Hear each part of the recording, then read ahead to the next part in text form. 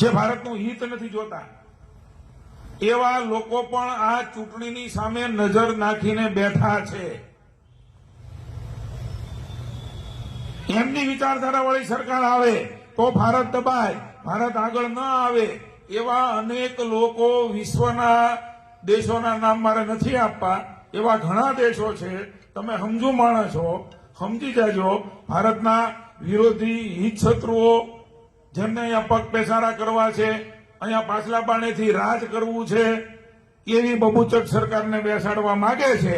મોદીજી જેવી હાવજના ભૂમિમાં છું હાવજ સરકાર બનાવવા માંગતા નથી. એવા લોકો તે અત્યારે સક્રિય થયા છે. એનાથી જાગૃત થઈને માત્ર ભારતમાં ભારતીય જનતા પાર્ટીના વિચાર વિરોધી લોકો જ નહીં, ભારતના હિત શત્રુઓ જે અન્ય દેશો છે એ કામે લાગ્યા છે.